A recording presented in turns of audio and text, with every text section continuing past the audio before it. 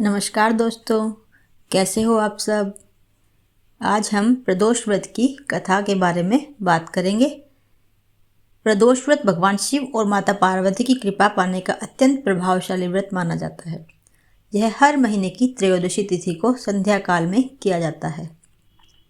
चलो कथा हम शुरू करते हैं। बहुत समय पहले की बात है।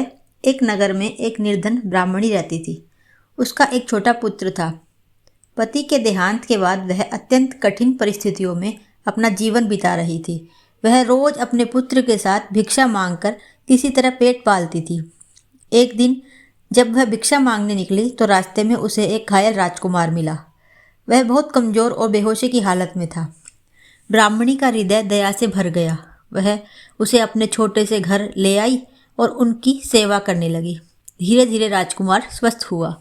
उसने बताया कि वह एक राज्य का उत्तराधिकारी है, लेकिन शत्रुओं ने षड्यंत्र करके उसका राज्य छीन लिया और उसे मारने का प्रयास किया।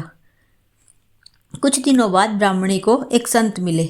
उन्होंने उसे प्रदोष व्रत का महत्व बताया कि यदि कोई सच्चे मन से भगवान शिव की पूजा करे तो उसके सभी दुख दूर हो जाते हैं। ब्राह्मणी ने पूरी श्रद्धा से व्रत रखना शुरू कर दिया। दिन भर उपवास करती, संध्या के समय शिव मंदिर जाती, दीप जलाकर बेलपत्र चढ़ाकर पूजा करती और ओम नमः शिवाय का जाप करती रहती। उसका पुत्र और राजकुमार भी उसके साथ पूजा में शामिल होने लगे। कुछ समय बाद भगवान शिव और माता पार्वती उनकी भक्ति से अत्यंत प्रसन्न हुए। राजकुमार को उसका खोया हुआ राज्य वापस देने के लिए शिव ने उसे वरदान दिया और उसके शत्रु पराजित हो गए। ब्राह्मणी के घर में धन धान्य की कमी समाप्त हो गई। उसका पुत्र बड़ा होकर विद्वान और सफल बना।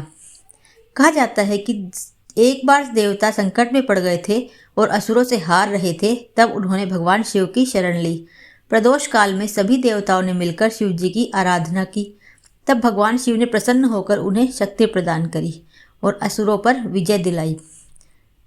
इसका बहुत ही महत्व माना जाता है। पापों का नाश हो जाता है, रोग और कष्ट दूर हो जाते हैं, धन सुख और समृद्धि मिलती है, विवाह और संतान से जुड़ी समस्याएं दूर हो जाती हैं और सभी मनोकामनाएं पूर्ण होती हैं।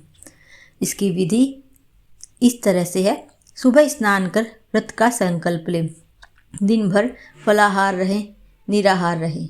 शाम को शिव मंदिर में जाएं, शिवलिंग पर दूध जल बेलपत्र चढ़ाएं, दीपक जलाकर आरती करें और पूरे दिन मन मन में ओम नमः शिवाय मंत्र का जाप करें।